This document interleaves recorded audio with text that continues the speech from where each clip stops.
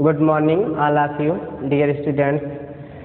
Already you know that today we will discuss about the inorganic chemistry, BSc previous and BSc final years, atomic structures. Atomic structures, first at all, I introduced to the introduction about the atomic structure. John Dalton, 1809, put forwarded the view that the matter was made up of very small invisible particles called atoms. But J.J. Thomson 1897, Rutherford 1913 and Chadwick 1932, by their experiment the atoms are formed by the three particles electron, proton and neutron. देखिए, परमाणु जो होता है पदार्थ का वह सूक्ष्मतम कण जो रासायनिक अभिक्रिया में भाग लेता है, लेकिन वह स्वतंत्र अवस्था में नहीं रह सकता। और परमाणु जो होता है वह मूलभूत तीन कणों से मिलकर के बना होता है, जिसे हम इलेक्ट्रॉन, प्रोटॉन और न्यूट्रॉन कहते हैं। इलेक्ट्रॉन की खोज J.J. थॉमसन ने 1897 ईस्वी में किया हुआ था और प्रोटॉन की खोज रदरफोर्ड ने 1913 में किया हुआ था और चैडविक ने 1932 में किया हुआ था। इसके लिए एक ट्रिक आता है, ईटा पर नाच।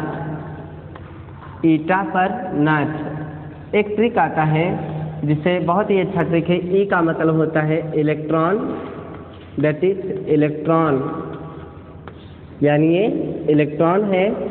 ईटा पर नाच इलेक्ट्रॉन। टा का मतलब होता है J.J. थॉमसन। टा का मतलब होता है J.J. थॉमसन, यानी इलेक्ट्रॉन की खोज किसने किया हुआ था? J.J. थॉमसन ने किया हुआ था।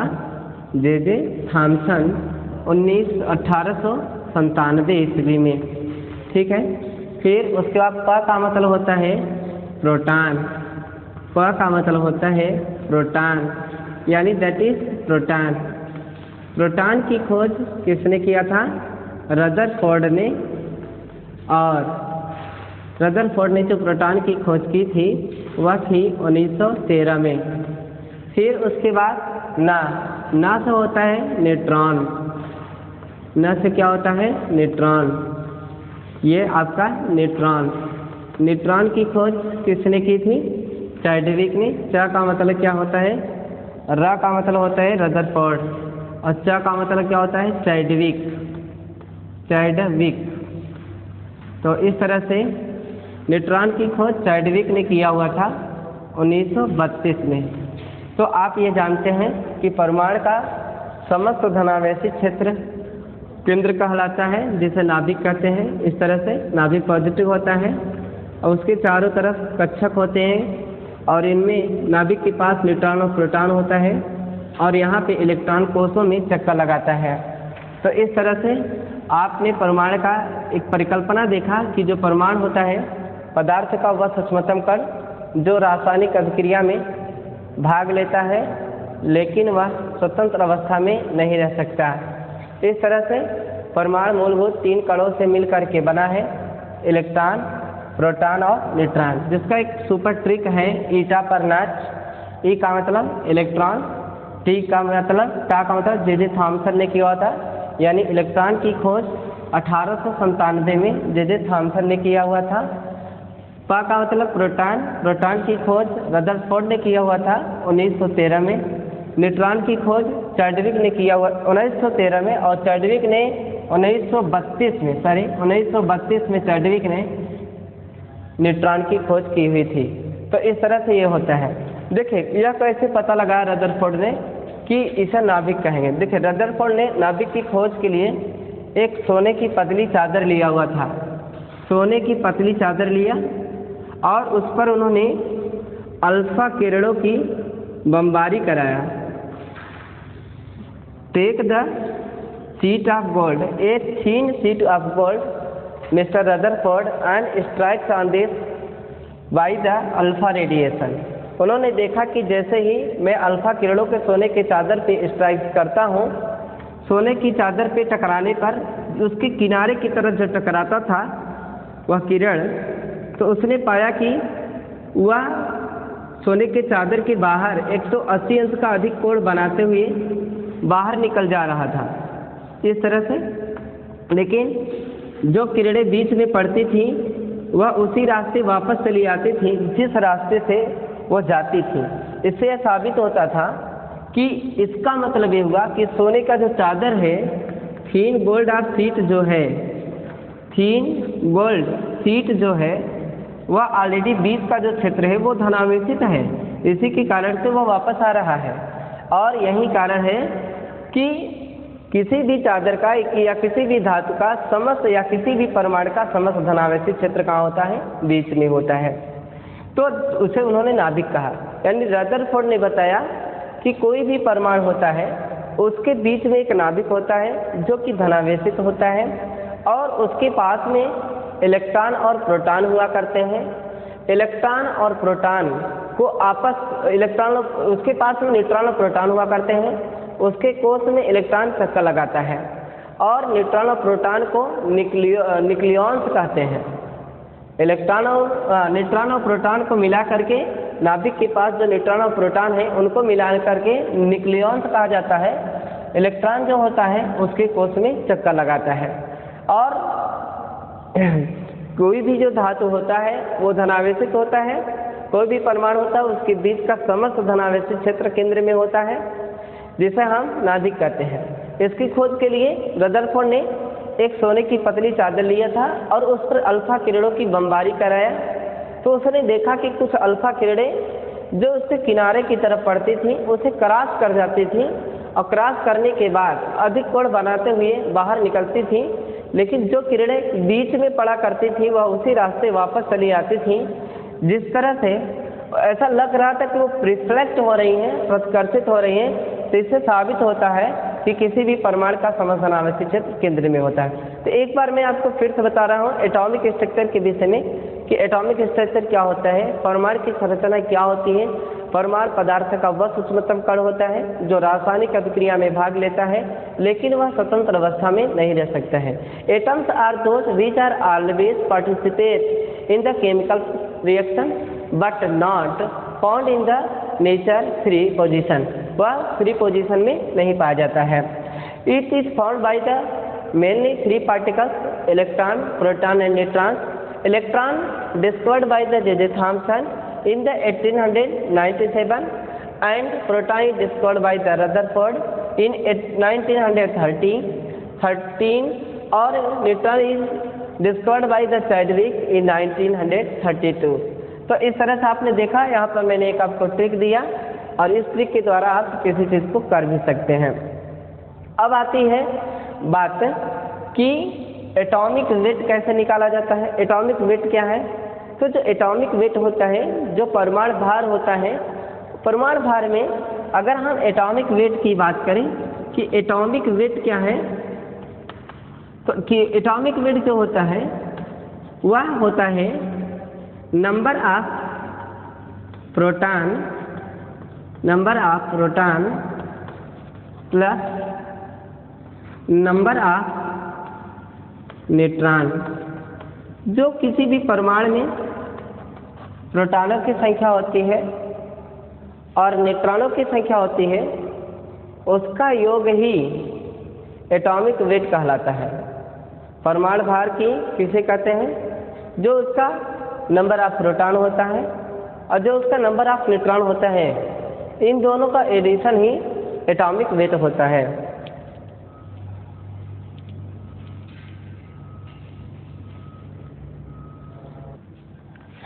De Broglie equation, the nature of electron. This is a very important for exam. In the 1924,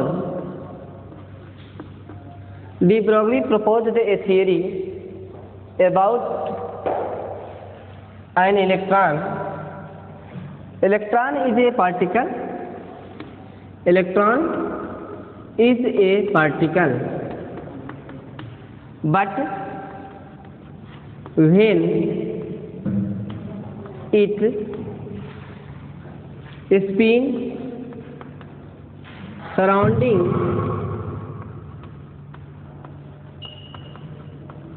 the nucleus, surrounding the nucleus,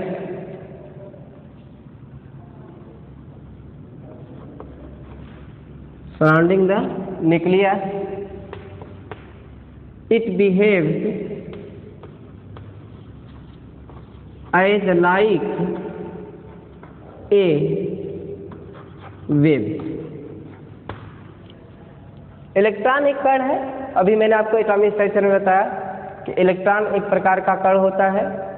कोई भी परमाणु होता है वो 3 कणों से मिलकर के बना है। इलेक्ट्रॉन, प्रोटॉन और न्यूट्रॉन से मिलकर के बना हुआ है।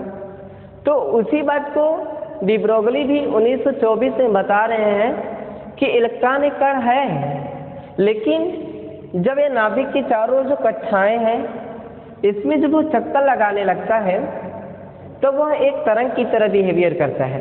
जैसा आप यहाँ पे देख सकते हैं, इन 1924 electron is a particle. In 1924 de Broglie proposed a theory, electron is a particle, but when it is spin surrounding the nucleus, it behaves as like a wave. वह एक वेव की तरह बिहेवियर करता है। यहाँ पर आप देख सकते हैं कि ये नाभिक है, ये न्यूट्रॉन और प्रोटॉन है। इसके चारों कोष में इलेक्ट्रॉन चक्कर लगाता है वेव्स की तरह, लेकिन जब वो स्पिन नहीं करता है, जब वह स्विंग नहीं करता है, तो ऐसी स्थिति में वह एक कण होता है। मान करके चलिए, एज्यूम दैट, अगर हम यह मान लें, assume that the wavelength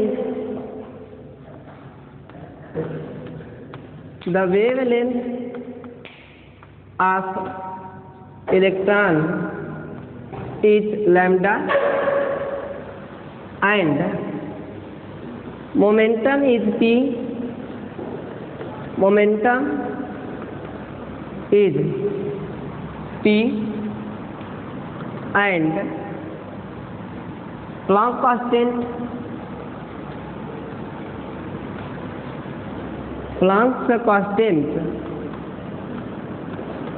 H. Then यदि हम यह मान लें कि वह एक वेव्स की तरह बिहेवियर कर रहा है और उसका वेवलेंथ लैम्डा है, मोमेंटम इज पी है, momentum is P and Planck's constant H, then lambda equal H upon P. इन्होंने एक इक्वेशन दिया, इन्होंने एक समीकरण दिया, lambda equal to H upon P. इस तरह से एक बार फिर से आप देखिएगा, 1924 में डी ब्रोगली ने एक सिद्धांत दिया हुआ था। उन्होंने बताया कि जो इलेक्ट्रॉन है वह एक कण है, लेकिन जब यह कोष में चक्कर लगाता है तो वह एक तरंग की तरह बिहेवियर करता है। जब वह तरंग रहेगा, तरंग किसे कहते हैं? विक्षोभ के आगे बढ़ने की क्रिया को तरंग कहते हैं। विक्षोभ के आगे बढ़ने की क्रिया को तरंग कहते हैं। तो जो तरंग होता है, ऑलरेडी वो आगे बढ़ता है, उसमें तरंग दैर्ध्य होता है, तरंग की लंबाई होती है। तो इस तरह से आप यहाँ पर देख सकते हैं कि यह तरंग की तरह बिहेवियर कर रहा है। अगर हम मान लें कि उसका तरंग दैर्ध्य लैम्डा है और उसका संवेग p है और प्लैंक का नियतांक h है, तब उन्होंने यह फार्मूला दिया, lambda equal to H upon P. अब मैं आपको यह डिराइव करके दिखाऊंगा कि lambda equal to H upon P आया तो कैसे आया।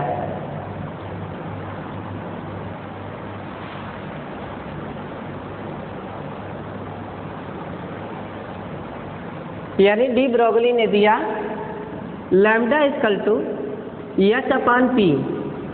अब हमको यह देखना है कि lambda equal to H upon P कैसे आया है, किस तरह से आया है। डिराइव कर रहे हैं हम, आपको डेरिवेशन बता रहे हैं, क्योंकि एग्ज़ाम में जो होता है वह आता रहता है, क्वेश्चन बनता है इस तरह से कि what is the de Broglie wave equation, या इसको इस तरह से पूछ लिया, explain the de Broglie wave equation and derive it. यानी आप व्याख्या कीजिए कि डी ब्रोगली वेव इक्वेशन क्या होता है और उसको डिराइव कैसे करेंगे। उसको डिराइव करके दिखाइए कि lambda equal to H upon P कैसे होता है। तो आप इसको जानिएगा कि हमने बताया कि इलेक्ट्रॉन एक कण है, लेकिन जब वह स्पिन करने लगता है, स्विंग करता रहता है सराउंडिंग द न्यूक्लियस, नाभिक की चारों तरफ, ऐसे बिहेवियर, उसका जो बिहेवियर होता है लाइक से वेव्स, एक वेव्स की तरह होता है। तो इसका मतलब ये हुआ कि इसी को हम ड्यूअल नेचर ऑफ इलेक्ट्रॉन कहते हैं, इसी को हम इलेक्ट्रॉन की द्वैता प्रकृति कहते हैं। यानी इलेक्ट्रॉन जो है उसके अंदर तरंग का भी गुण है और साथ ही साथ उसके अंदर कण का भी गुण है, इसीलिए इसे हम इलेक्ट्रॉन की द्वैता प्रकृति कहते हैं। तो एग्जाम में कभी कभी क्वेश्चन ऐसे भी पूछ लेता है कि इलेक्ट्रॉन की द्वैता प्रकृति है क्या, है ना। तो कभी कभी डी ब्रोगली वेरिफिकेशन न कह करके छुपे तौर पे पूछ लिया dual nature of electron, electron की द्वैता प्रकृति क्या है। तो आप इसको ध्यान दीजिएगा कि इलेक्ट्रॉन की द्वैता प्रकृति पूछे या डी ब्रोगली वेव इक्वेशन पूछे तो आपको तुरंत मालूम होना चाहिए कि डी ब्रोगली वेव इक्वेशन या ड्यूअल नेचर ऑफ इलेक्ट्रॉन एक ही है। और इसमें यह सिद्धांत है कि इलेक्ट्रॉन कण भी है और साथ ही साथ वह एक तरंग भी है, लेकिन कब, जब वह नाभिक के चारों ओर कक्षाओं में चक्कर लगाएगा तब ये स्थिति होती है। यानी इस तरह से नाभिक, न्यूट्रॉन और प्रोटॉन और ये उसका कक्षक और यहाँ पे इलेक्ट्रॉन चक्कर लगा रहा है, एक वेव्स की तरह चक्कर लगा रहा है। और अगर इलेक्ट्रॉन है तो उसमें मास होगा और साथ में वेलोसिटी है तो इसका मतलब उसमें मोमेंटम जरूर होगा, संवेग जरूर होगा। तो हमको लाना क्या है, lambda equal to H upon P लाना है। ये कैसे लाएंगे ये देखिएगा। तो यहाँ पर आप देखिएगा फ्रॉम द आइंस्टीन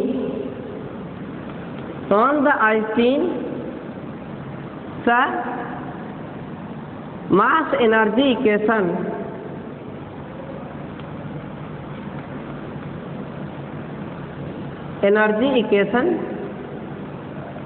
आइंस्टीन का ऊर्जा समीकरण क्या है, E equal to mc square, इसे हम इक्वेशन फर्स्ट मान लेते हैं। आप अपनी प्रीवियस कक्षा में भी पढ़ चुके होंगे। E equal to mc square होता है, जहाँ पे E क्या है, मास एनर्जी है, m क्या है, m भी मास है, c क्या है, वेलोसिटी ऑफ लाइट है। वेलोसिटी ऑफ लाइट 3.8 गुणते 10⁻⁻8 मीटर प्रति सेकेंड। तो E equal to mc square, यह समीकरण 1 हो गया। फ्रॉम द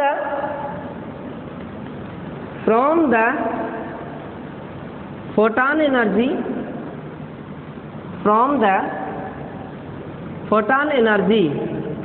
फोटॉन की एनर्जी क्या होती है, E equal to H nu, यह फोटॉन एनर्जी है। तो हमने दो समीकरण लिया क्योंकि हमने देखा है कि lambda equal to H upon P है, यानी हमको लैम्डा भी लाना है, मोमेंटम भी लाना है और प्लैंक कांस्टेंट लाना है। तो हम ऐसा समीकरण का यूज करेंगे ताकि हमको पी मिल जाए और लैम्डा मिल जाए और एच मिल जाए। तो from the Einstein mass energy equation, ऊर्जा द्रव्यमान समीकरण E इक्वल टू क्या होता है, mc स्क्वायर, जिसे आप पिछली कक्षाओं में पढ़ चुके हैं। इसे मैंने इक्वेशन नंबर फर्स्ट मान लिया। अब उसके बाद from the photon energy, photon की एनर्जी E इक्वल टू क्या होती है, एच न्यू। तो आप जानते हैं कि E equal to mc square है और E equal to H nu है। E की वैल्यू यह भी है और E की वैल्यू यह भी है, तो इसका मतलब कि mc स्क्वायर एच न्यू के बराबर होगा। यह मैथ बताता है। मैथ के अनुसार mc स्क्वायर बराबर क्या होगा, एच न्यू। तो आप यहाँ पर लिखेंगे from the equation first and second, equation first और सेकेंड से क्या हो जाएगा, फर्स्ट और सेकेंड से यह हो जाएगा mc स्क्वायर बराबर एच न्यू। इसे हम इक्वेशन नंबर थर्ड मान लेते हैं। mc स्क्वायर बराबर एच न्यू के, इसे हम इक्वेशन नंबर थर्ड मान लेते हैं। अब हमको क्या लाना है, एच तो मिल गया बट हमको पी और लैम्डा चाहिए। तो यहाँ पर न्यू बराबर होता है c बाई लैम्डा और मोमेंटम बराबर मास इंटू वेलोसिटी। मोमेंटम बराबर क्या होता है, मास इंटू वेलोसिटी। तो from the momentum P, from the momentum P बराबर m गुणित c, यानी mass into velocity, where c equal to velocity of light जो है उसकी वेलोसिटी है, जिसका मान होता है 3 गुणित 10⁸ मीटर प्रति सेकेंड, 3 गुणित 10⁸ मीटर प्रति सेकेंड होता है वेलोसिटी ऑफ लाइट। तो यहाँ पर आप देखा है, इसको हम लिखेंगे अगर फ्रॉम द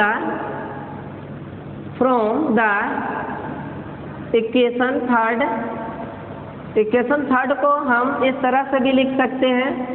अगर उसने लिखा है mc square equal to h के, तो mc स्क्वायर को हम mc गुणित c लिख सकते हैं।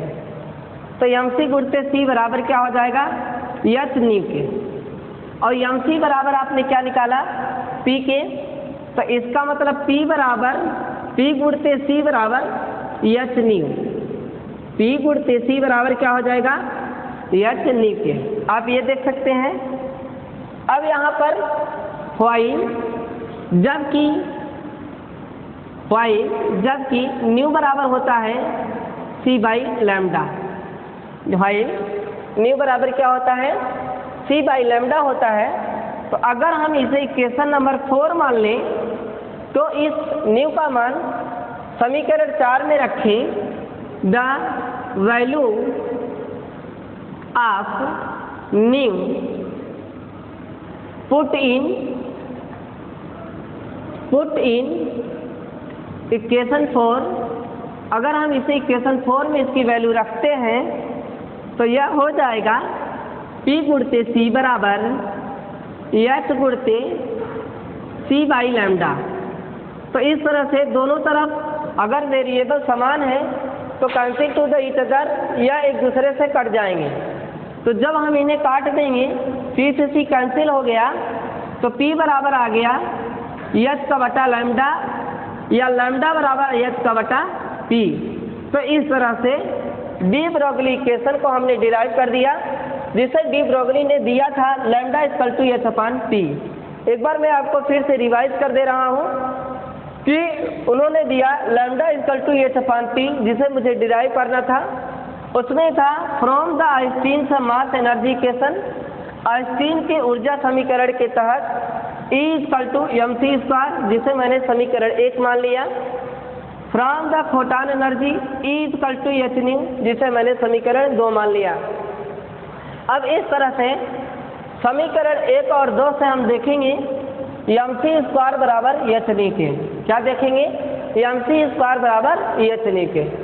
तो आपने यहाँ पे पाया कि मोमेंटम बराबर होता है mc के, जहाँ जो c है वो वेलोसिटी ऑफ लाइट है, जिसका मान 3 गुणित 10⁸ मीटर प्रति सेकंड होता है। तो अब आप यहाँ पर देख सकते हैं कि इक्वेशन नंबर 3 में mc को हम mc गुणित c लिख दिया, बराबर क्या कर दिया h न्यू के, और फिर इस तरह से mc की जगह पे p आ गया, p गुणित c बराबर क्या हो गया h न्यू के, जहाँ पे न्यू बराबर क्या हो गया c बाई लैम्डा हो गया। अब इस तरह से the value of new put in equation 4 मैंने जैसे ही रखा, तो p गुणित c बराबर h गुणित c बाई लैम्डा, c से c कैंसिल हो गया, क्योंकि दोनों तरफ जब मान बराबर होते हैं तो वह एक दूसरे को काट देते हैं, कैंसिल कर दिया जाता है। और इस तरह से p बराबर h का बटा लैम्डा हो गया, या लैम्डा बराबर h का बटा p हो गया। तो हमने यह पाया डी ब्रोगली इक्वेशन को सिद्ध करने के लिए फोटॉन एनर्जी और आइंस्टीन की मास एनर्जी की जरूरत पड़ती है। ठीक है, देखिए मास एनर्जी इसलिए यूज होना पड़ा क्योंकि इलेक्ट्रॉन के अंदर मास है और c वेलोसिटी ऑफ लाइट है। बात यह है, और फोटॉन एनर्जी क्यों यूज हुआ, क्योंकि जो लाइट पड़ती है वह फोटॉन एनर्जी होती है, है ना, क्योंकि फोटो इलेक्ट्रिक इफेक्ट बताता है when the radiation of light strikes on the surface of metal then the surface of metal emission the electron, यानी किसी भी मेटल के ऊपर अगर इलेक्ट्रॉन इमिटेड हो रहा है तो ऑलरेडी उसके ऊपर रेडिएशन ऑफ लाइट स्ट्राइक होना चाहिए। तो फोटोन एनर्जी इसलिए लिया जा रहा है कि इलेक्ट्रॉन स्पिन तभी करेगा जब वो फोटोन एनर्जी को पाएगा, है ना। और मास एनर्जी इसलिए लिया जा रहा है क्योंकि ऑलरेडी इलेक्ट्रॉन में मास होता है और एक एनर्जी होती है। तो यह परीक्षा की दृष्टि से बीएससी प्रीवियस के लिए और विशेषकर बीएससी फर्स्ट ईयर का पेपर तो हो गया है ना, लेकिन बट वो उसको जरूर देखें, सब्सक्राइब करें, पूरा हमारा वीडियो देखा करें, लाइक करें और सब्सक्राइब जरूर किया करें। लेकिन अभी जो बीएससी थर्ड ईयर का फिजिकल यानी उसका फिजिकल केमिस्ट्री और ऑर्गेनिक केमिस्ट्री नहीं हुआ है तो यह बीएससी थर्ड ईयर के लिए फाइनल ईयर के लिए फिजिकल केमिस्ट्री की दृष्टि से बहुत ही इम्पोर्टेंट टॉपिक है एटॉमिक स्ट्रक्चर, जिसमें मैं ऑलरेडी आपको डी ब्रोगली वेरिफिकेशन बता रहा हूँ और इसे आप रिवाइज कर लीजिएगा, एग्जाम में बहुत ही पूछता है।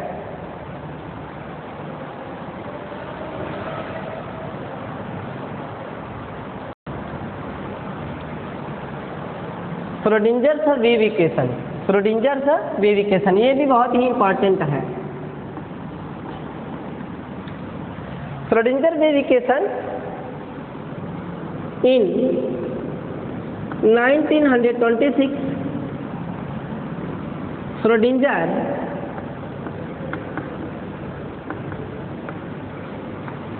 proposed a theory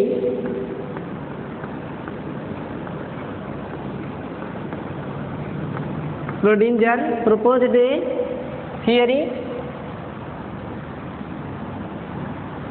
of the electron waves in three-dimensional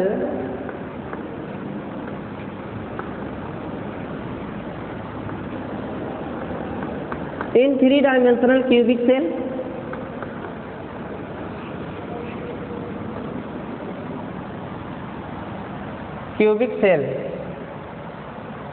three-dimensional cubic box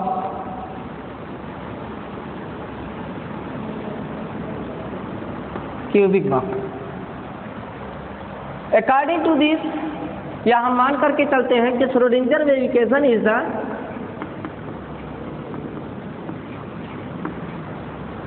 Schrodinger wave equation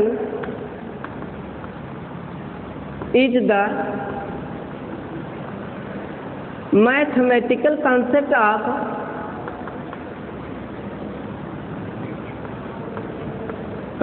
of de Broglie वेविकेशन।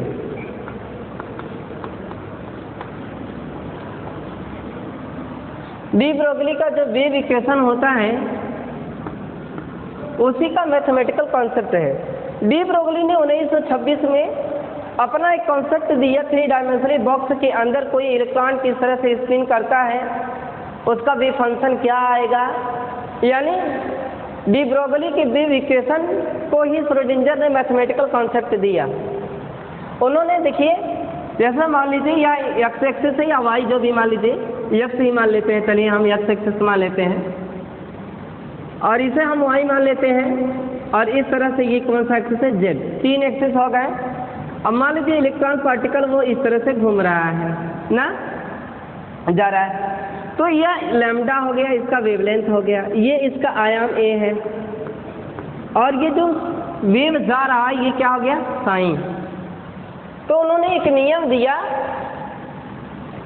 Sign equal to A sine 2 pi X का बटा लैम्डा, इसे हम समीकरण 1 मानते हैं। क्या दिया इन्होंने, sine equal to A sine 2 pi x by lambda. अब इसे हम करेंगे क्या, इसे हम डिफ्रेंशिएट करेंगे। जब कोई चीज़ डिफ्रेंशिएट की जाती है, डिफ्रेंशिएशन होता है, तो किसी भी फंक्शन का डिफ्रेंशिएशन या ऑपरेटर उसी फंक्शन में ऑपरेट करेगा। तो यहाँ पर जो फंक्शन है, ये जो एक्स है, डिफ्रेंशिएशन कभी भी कांस्टेंट का नहीं निकलता है, कांस्टेंट का डिफ्रेंशिएशन 0 होता है। तो अब यहाँ पर लिखेंगे हम डिफरेंशिएटिंग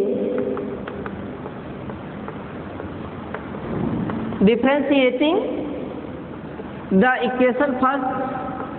इक्वेशन फर्स्ट को मैंने क्या किया, डिफरेंशिएट किया विथ रिस्पेक्टेड टू यक्स के सापेक्ष हम इक्वेशन फर्स्ट को डिफरेंशिएट कर रहे हैं, तो यह हो जाएगा आपका डी साइन बटा डी यक्स। साइन एक फंक्शन है, इसको ऑपरेट किया जा रहा है, डिफरेंशिएट किया जा रहा है किसके रिस्पेक्ट में, यक्स के रिस्पेक्ट में। तो ये क्या आ गया, डी साइन बटे डी यक्स बराबर डी बाई डी यक्स, कोष्टक में कर लेंगे ए साइन 2 पाई यक्स का बटा लैम्डा, इस तरह से। तो यहाँ पर ए क्या है, कांस्टेंट है, 2 पाई बटा लैम्डा क्या है, कांस्टेंट है, तो इसे हम कहाँ करेंगे, बाहर निकालेंगे। तो यह क्या हो जाएगा, डी साइन बटा डी एक्स बराबर ए 2 पाई का बटा लैम्डा, और D by D X sine किसके हो जाएगा, कास के, तो ये हो गया कास 2 पाई एक्स का बटा लैम्डा, और इसे हमने क्या मान लिया, समीकरण 2। तो अभी वो पूरा तो हुआ नहीं है, आप इसको ध्यान दीजिएगा कि यहाँ पर हमने क्या किया है, sine equal to A sine 2 pi x by lambda लिया, इसको मैंने डिफरेंशिएट किया एक्स के रिस्पेक्ट में, तो हमने पाया डी वाई बटे डी एक्स बराबर ए 2 पाई बटे lambda cos 2 pi x by lambda, इसे हमने समीकरण 2 माना है।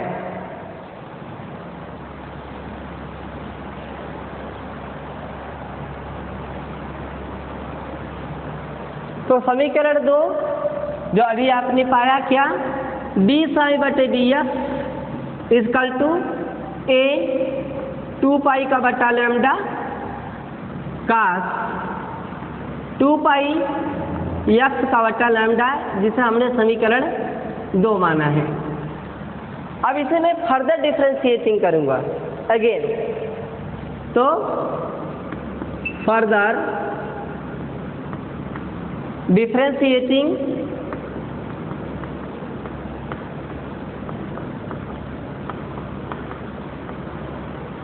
द इक्वेशन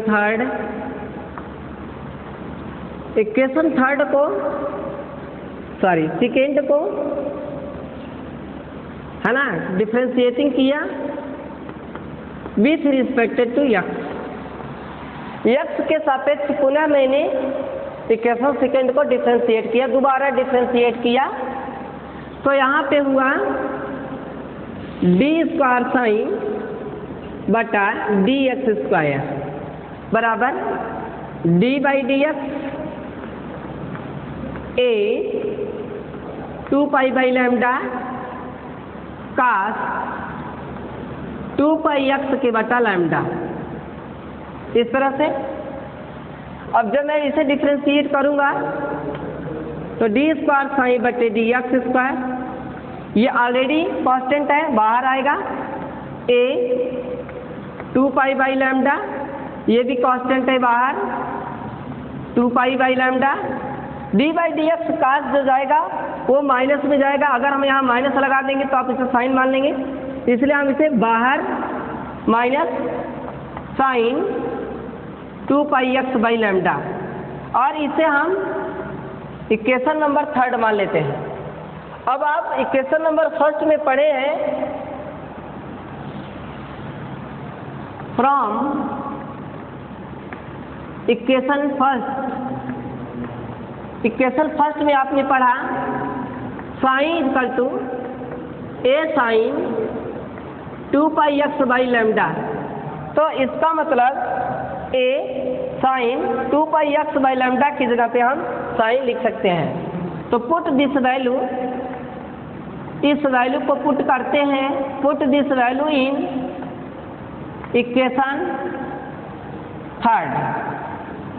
थर्ड में इस वैल्यू को जब पुटअप करेंगे तो ये होगा आपका डी स्क्वायर साइन बटे डी एक्स स्क्वायर बराबर minus A 4 pi square by lambda square sign जिसे हम इक्वेशन नंबर 4 मान लेते हैं।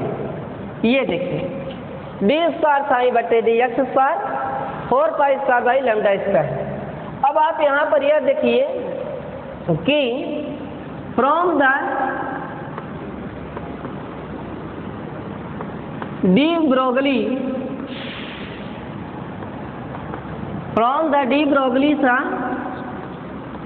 वेव इक्वेशन, तो डी ब्रोगली के वेव इक्वेशन से आपने क्या निकाला था, lambda equal to H upon P. क्या निकाला था भाई, lambda equal to H upon P. और मुझे क्या चाहिए, लैम्डा स्क्वायर। क्या चाहिए, लैम्डा स्क्वायर चाहिए। तो अभी मैं p बराबर भी जानता हूँ, p बराबर मास इंटू वेलोसिटी mv के होता है। तो इसका मतलब लैम्डा बराबर एच अपान mv के हो सकता है। हमको चाहिए क्या, लैम्डा स्क्वायर। इसका मतलब ये हुआ कि अगर मैं इसे लैम्डा स्क्वायर कर देता हूँ तो यह एच स्क्वायर बटे एम स्क्वायर वी स्क्वायर होगा। क्या हो जाएगा, लैम्डा स्क्वायर बराबर एच स्क्वायर बटे एम स्क्वायर वी स्क्वायर हो जाएगा। इस वैल्यू को अगर मैं समीकरण 1 में रखता हूँ तब क्या होता है, ये देखिएगा, put the value of lambda square, put the value of lambda square in equation 4। जो 4 है उसमें हम लैम्डा स्क्वायर के मान को रखते हैं। तो यह फिर क्या हो जाएगा भाई, डी स्क्वायर साई बटे डी एक्स स्क्वायर बराबर माइनस ए 4 पाई स्क्वायर बटे 4 पाई स्क्वायर बटे लैम्डा स्क्वायर। क्या आएगा मान, एच स्क्वायर बटे एम स्क्वायर वी स्क्वायर। ये हो गया। अब आप यहाँ पर देख सकते हैं कि जैसे मैंने ये किया तुरंत डी स्क्वायर साई बटे डी एक्स स्क्वायर बराबर minus A 4 pi square M square V square बटे एच स्क्वायर आ गया। और साथ में यहाँ पर साई भी है, इसको ना भूलिएगा। तो यहाँ मैंने साई लगा दिया। तो यह रहा आपका समीकरण 5। समीकरण 5 यानी समीकरण 6 v है। यह आपका समीकरण 5 हो गया। अब यहाँ पर आप देखिए एम स्क्वायर वी स्क्वायर को हम इस तरह से लिख सकते हैं, डी स्क्वायर साई बटे डी एक्स स्क्वायर बराबर minus A 4 pi M V dot M. या ऐसे लिख सकते हैं हम M dot M V square sine, और नीचे क्या हो गया भाई, एच स्क्वायर। ऐसे हो गया। तो अब यहाँ पर हम kinetic energy M V square वहाँ से प्राप्त कर लेंगे। इसे आप इक्वेशन नंबर वी आई यानी 6 मान लीजिए। फ्रॉम द काइनेटिक एनर्जी, तो काइनेटिक एनर्जी जब इक्वेशन आएगा तो काइनेटिक एनर्जी के डॉट ई बराबर क्या होता है, हाफ एम वी स्क्वायर। क्या होता है, हाफ एम वी स्क्वायर। तो एम वी स्क्वायर बराबर क्या हो जाएगा, 2 K dot E. M V square बराबर क्या हो जाएगा, 2 के डॉट ई। तो एम वी स्क्वायर की जगह जब हम ये रखेंगे तो यह हो जाएगा डी स्क्वायर साई बटे डी एक्स स्क्वायर बराबर minus A 4 pi square M, और हो जाएगा 2 के डॉट ई बटा एच स्क्वायर साइन। इसे इक्वेशन नंबर 7 मान लीजिए। क्या मान लिया, 7।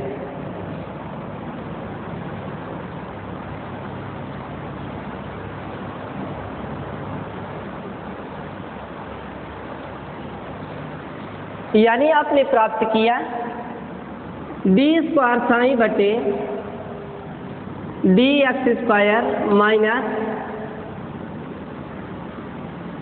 8 पाई स्क्वायर। यहाँ पर आप इस चीज़ को ध्यान दीजिएगा, ए 4 पाई स्क्वायर है और ए अब यहाँ पर नहीं रहेगा, ए तो ऑलरेडी नहीं रहेगा इसलिए क्योंकि ए तो साइन में चला गया है, ए यहाँ पर कहीं नहीं रहेगा क्योंकि यह कहाँ चला गया है, साइन में चला गया है। क्योंकि आपने कहा था ना साइन की जगह पे क्या आ गया, यहाँ पर ए नहीं रहेगा, -4 pi square lambda square psi हो जाएगा, क्योंकि ए बराबर क्या था वहाँ पे a sine 2 pi x by lambda बराबर साइन हो गया था। तो अब यहाँ पर क्या हो जाएगा, -8 पाई स्क्वायर यम बटा एच स्क्वायर, ये आपका 2 चौके 8 हो गया, 8 पाई स्क्वायर यम बटा एच स्क्वायर साइन के, और यह आपका इक्वेशन नंबर VII है, मल्टीप्लाई कर दिया मैंने। अब यहाँ पर यह श्रोडिंगर वेव इक्वेशन 1 डायमेंशनली है, यह आपका श्रोडिंगर वेव इक्वेशन 1 डायमेंशनली।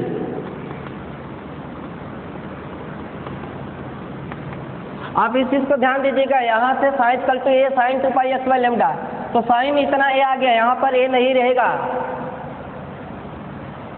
ठीक। तो इस तरह से हो गया, तो 1 एक्सिस पर 1 डायमेंशनल हो गया। इसी तरह से ये आएगा आपका डी स्क्वायर साइन बटे D x square 8 pi square m, और यहाँ पर के डॉट ई साइन ये आएगा, और इस तरह से डी स्क्वायर साइन बटे D x square plus d square psi बटे d y square plus d square psi बटे d z square plus 8 pi square m बटा एच स्क्वायर के डॉट ई साइन। यह आपका इक्वेशन नंबर 8 मान लिया जा रहा है, यह आपका 3 डायमेंशनली श्रोडिंगर वेव इक्वेशन है। अब जबकि v बार स्क्वायर साइन बराबर होता है डी स्क्वायर साइन बटे D x square plus d square psi बटे d y square plus d square psi बटे डी जेड स्क्वायर, ये किसके बराबर होता है, v बार स्क्वायर साइन के। तो यह होगी आपका v बार स्क्वायर साइन बराबर आपका यहाँ पर हो जाएगा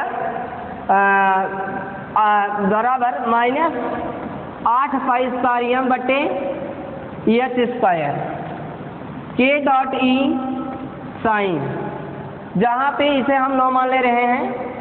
यह लाप्लासियन ऑपरेटर है, ये क्या है, लाप्लासियन ऑपरेटर, यह आपका लाप्लासियन ऑपरेटर है v बार स्क्वायर साइन।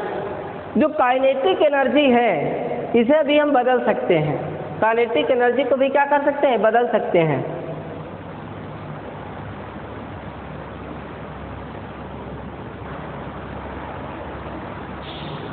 देखिए टोटल एनर्जी जो होगा, टोटल एनर्जी इक्वल टू जो होगा kinetic energy plus potential energy, ठीक है। तो टोटल एनर्जी को अगर डेल ई मान लिया जाए तो kinetic energy plus potential energy, अगर आप यहाँ से काइनेटिक एनर्जी निकालेंगे तो टोटल एनर्जी में से पोटेंशियल एनर्जी को घटाएंगे, ये। तो इस तरह से यहाँ पर आप पाएंगे v बार स्क्वायर साइन बराबर -8 पाई स्क्वायर यम बटे H square del E minus P dot E sine, इस तरह से हो जाएगा, जहाँ पे del E minus P dot E sine जो है वह एच कैप साइन के बराबर है। तो इस तरह से हम पाए v बार स्क्वायर साइन बराबर -8 पाई स्क्वायर यम बटा एच स्क्वायर और एच कैप साइन के, जहाँ पे एच हैमिल्टोनियन ऑपरेटर है। जहाँ पे यह हैमिल्टोनियन ऑपरेटर है। तो इस तरह से मैंने आपको श्रोडिंगर वेरिएशन बताया और फिर उसमें दो ऑपरेटर जो पूछता है, लैप्लासियन ऑपरेटर और हैमिल्टोनियन ऑपरेटर को बताया है।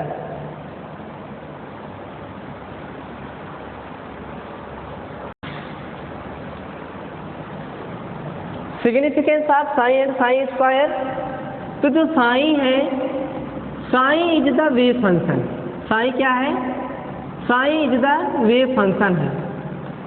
साई वेव फंक्शन है और जो साई स्क्वायर है यह स्क्वायर वेव फंक्शन है। स्क्वायर वेव फंक्शन का मतलब ये होता है कि प्रोबेबिलिटी ऑफ इलेक्ट्रॉन, यानी probability of electron in cell, जो कोष हैं उन कोषों में इलेक्ट्रॉन किस तरह से है, कहाँ है, उसकी क्या प्रोबेबिलिटी, उसका बेस किस तरह से है, यही साई एंड साई स्क्वायर है। अब आपको हम बहुत ही important matter Heisenberg uncertainty principle, बहुत ही इंपॉर्टेंट है, पढ़ाने जा रहा हूँ। HEISEN Heisenberg sir uncertainty principle, PRINCIPLE ना कि PAL। हाइजेनबर्ग की अनिश्चितता का सिद्धांत बहुत ही इंपॉर्टेंट है। इसमें होता क्या है, already you know that any atom also containing the nucleus near the neutron and proton and surrounding the cell are orbital. In this orbital spin the electron. इसके चारों तरफ इलेक्ट्रॉन क्या करता है, चक्कर लगाता है। ये कई बार आपको बता रहे हैं और इसे डी ब्रोगली ने भी प्रपोज किया हुआ था। तो आप यहाँ पर ये देख सकते हैं कि हाइजेनबर्ग कहते हैं कि जो इलेक्ट्रॉन कोष में चारों तरफ चक्कर लगा रहा है, एक ही समय में हम उसके बाहरी कोष में जो इलेक्ट्रॉन है उसका चक्कर लगाने की वेलोसिटी और नाभिक से उसके बीच की दूरी की गणना यानी कल्पना एक साथ में नहीं कर सकते। और यानी उन्होंने कहा कि it is impossible to determine, it is impossible है, असंभव है, to determine the velocity of electron की वेलोसिटी का डिटरमाइन करना एंड डिस्टेंस बिटवीन द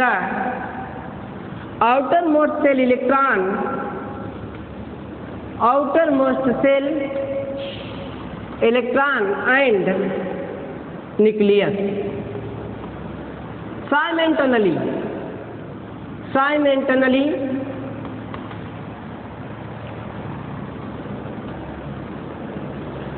एक ही समय में उनके बीच की दूरी और जो बाहर में इलेक्ट्रॉन चक्कर लगा रहा है उसका वेग या संवेग, उसकी गणना करना असंभव है। यानी हाइजेनबर्ग ने बताया कि किसी भी परमाणु के बाहरी कोष का इलेक्ट्रॉन जो चक्कर लगा रहा है उसकी मोमेंटम और उसके बीच के नाभिक के बीच की दूरी की गणना एक साथ नहीं की जा सकती है। यदि हम मान लें कि नाभिक और उस इलेक्ट्रॉन के बीच की दूरी डेल एक्स है और उसका संवेग डेल पी है, तो उन्होंने एक समीकरण दिया, del x into del P is greater than और इक्वल एच अपॉन 4 पाई, जो कि कंपटीशन में नीट पीएमटी वगैरह में इनके इक्वेशन का ही विकल्प बन जाता है और उसमें क्वेश्चन आ जाता है select the correct equation of Heisenberg uncertainty principal. उसमें समीकरण कौन दिया है, और समीकरण अलग अलग तरीके से, कहीं एच अपॉन 4 पाई की जगह 2 पाई दे देता है, 3 पाई दे देता है, इस तरह से दे देता है। तो आपको वहाँ पे आपका एग्जाम होता रहता है कि आप इसको जानते हैं कि नहीं जानते हैं। तो उन्होंने कहा कि यदि नाभिक और उस बाहरी इलेक्ट्रॉन के बीच की दूरी को डेल एक्स मान लिया जाए और उसके संवेग को डेल पी मान लिया जाए तो del x into del P is greater than or equal h upon 4 pi होगा। यह समीकरण हाइजेनबर्ग अनसर्टेनिटी प्रिंसिपल दिए थे। एक बार फिर सुनिए हाइजेनबर्ग की अनिश्चितता का सिद्धांत याद कर लीजिए। उन्होंने बताया कि किसी भी परमाणु के बाहरी कोश में जो इलेक्ट्रॉन चक्कर लगाता है, क्योंकि इलेक्ट्रॉन चक्कर लगा रहा है तो उसके अंदर वेलोसिटी है और already you know that electron also having the mass, electron के अंदर मास पाया जाता है। तो इसका मतलब यह हुआ कि जिसके पास मास पाया जाएगा, जिसके पास द्रव्यमान पाया जाएगा और साथ ही साथ उसके अंदर वेलोसिटी रहेगी तो वह संवेग बोला जाएगा। आल्सो हैविंग द मोमेंटम, उसके अंदर संवेग है। तो इनके संवेग और नाभिक और बाहरी कोश के इलेक्ट्रॉन के बीच की दूरी दोनों की कल्पना एक साथ नहीं की जा सकती है, दोनों की गणना एक साथ नहीं की जा सकती है।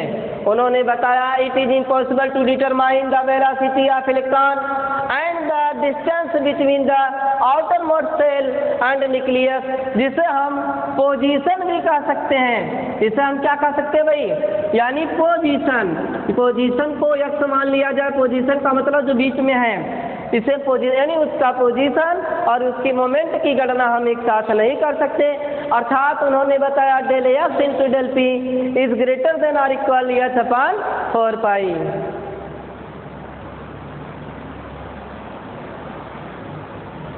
तो प्यारे स्टूडेंट्स, आज हमने आपको एटॉमिक स्ट्रक्चर पढ़ाया।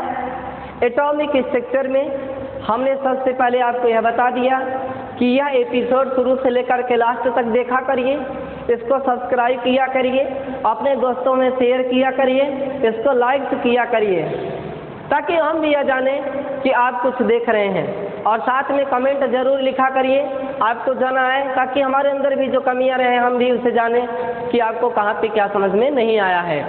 मैंने आपको यह बताया कि यह टॉपिक बीएससी पार्ट 1 और बीएससी थर्ड ईयर के लिए बहुत ही इम्पॉर्टेंट है। बीएससी पार्ट 1 का एग्ज़ाम हो गया है इसलिए कोई बात नहीं है, लेकिन बीएससी थर्ड ईयर के फिजिकल केमिस्ट्री और ऑर्गेनिक का पेपर नहीं हुआ है तो फिजिकल केमिस्ट्री का यह टॉपिक उसमें मैच कर रहा है। वह इसे अच्छी तरह से नोट्स बना लें और उसे अच्छी तरह से पढ़ लें। तो आपको मैंने आज सबसे पहले तो यह बताया था कि परमाणु क्या होता है। परमाणु बहुत ही अच्छी परिभाषा, पदार्थ का वह सूक्ष्मतम कण जो रासायनिक अभिक्रिया में भाग लेता है लेकिन स्वतंत्र अवस्था में नहीं रहता।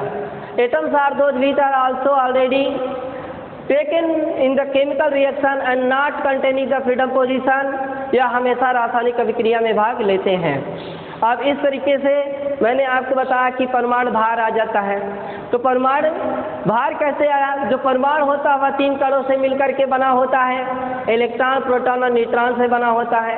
ईटा पर नाथ यानी ई का मतलब इलेक्ट्रॉन, टी का मतलब जे थॉम्सन, पी का मतलब प्रोटॉन, रा का मतलब रदरफोर्ड और टैडविक। ईटा पर नाथ, ना का मतलब न्यूट्रॉन, टैडविक ने खोज किया था। इस तरह से इसका ट्रिक हुआ ईटा पर नाथ।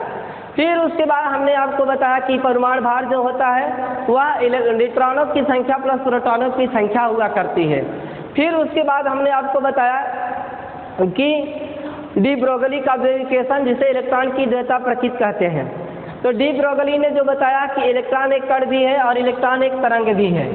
ऐसा इसलिए है क्योंकि जब वह नाभिक के चारों ओर कक्षाओं में चक्कर लगाता है तो वह एक तरंग का बिहेवियर किया करता है ना, लेकिन जब वो चक्कर नहीं लगाता है तो वह एक कण होता है। इस प्रकार से इलेक्ट्रॉन के अंदर द्वैता प्रकृति होती है जिससे हम lambda equal to H upon p उन्होंने इक्वेशन दिया और फिर हमने उसको आपको सिद्ध करके बताया कि from the Einstein energy equation E equal to m c square और E equal to h d को बहुत सारे डिवाइडेड बाई पी हमने किया। फिर आपने देखा कि वह कैंसिल भी हुआ, v equal to c by lambda हुआ। तो इस तरीके से lambda equal to H upon p आ गया। फिर उसके बाद हमने आपको बताया श्रोडिंगर वेरिफिकेशन। श्रोडिंगर वेरिफिकेशन में हमने आपको यह बता दिया कि जो श्रोडिंगर वेरिफिकेशन होता है वह डी ब्रोगली वेरिफिकेशन का मैथमेटिकल कॉन्सेप्ट होता है। इसमें यह होता है कि कोई भी पार्टिकल 3 डायमेंशनल के अंदर है तो वह किस तरह से वहाँ पे वेव से जनरेट हो रहा है, उसका वेव फंक्शन क्या हो जाएगा। तो sine equal to A sine 2 pi x by lambda के तहत मैंने उसका डिफ्रेंसिएशन किया। फिर डबल डिफरेंशिएशन किया, भी लैम्डा का मान डी ब्रोगली इक्वेशन से रखा, काइनेटिक एनर्जी रखा, इस तरीके से उसको भी मैंने प्राप्त किया। लास्ट हेडिंग हम significance of sine, sine square भी मैंने बताया, साइन वेव फंक्शन है, इसका स्क्वायर वेव फंक्शन है जहाँ पे प्रोबेबिलिटी ऑफ इलेक्ट्रॉन की संभावना होती है। फिर मैंने आपको बताया हाइजेनबर्ग अनसर्टेनिटी प्रिंसिपल, इसमें हमने आपको बताया कि एक ही समय में इलेक्ट्रॉन की पोजीशन को और उसके मोमेंटम की गणना एक साथ नहीं की जा सकती है, यानी या तो हम उसका पोजीशन ही ज्ञात कर लें और या तो हम उसका मोमेंटम ही ज्ञात कर लें, लेकिन यह कहिए कि साइमेंटली स्पॉन्टेनियस केस में हम उसका एक ही समय में दोनों की गणना कर लें तो इट इज इम्पॉसिबल, या संभव है। लेकिन यदि हम मान लें कि डेल एक्स नाभिक बाहरी कोश के इलेक्ट्रॉन और नाभिक के बीच की दूरी हो और डेल पी उसका संवेग हो, तो del x into del P is greater than or equal h/4 pi होता है। और यह समीकरण हमेशा कंपटीशन में भी पूछता है, पीएमटी बीटेक ये सभी सारी चीज़ों पूछता है कि आप हाइजेनबर्ग के अनसर्टेनिटी प्रिंसिपल को जानते हैं कि नहीं। अगले लेक्चर में जब हम आएंगे तो हम आपको यह बताएंगे क्वांटम नंबर, जो कि बहुत ही इंपॉर्टेंट है, क्वांटम नंबर बताएंगे और उसके साथ ही साथ आपको उस पर आधारित न्यूमेरिकल्स बताएंगे। फिर हो सकता है कि आपको केमिकल बॉन्डिंग भी, अगर टाइम रहेगा उसी में तो केमिकल बॉन्डिंग पढ़ाएंगे। तो इस तरीके से आपको बारी बारी आपके सिलेबस से आपको अवगत कराएंगे। ओके, थैंक्स, धन्यवाद।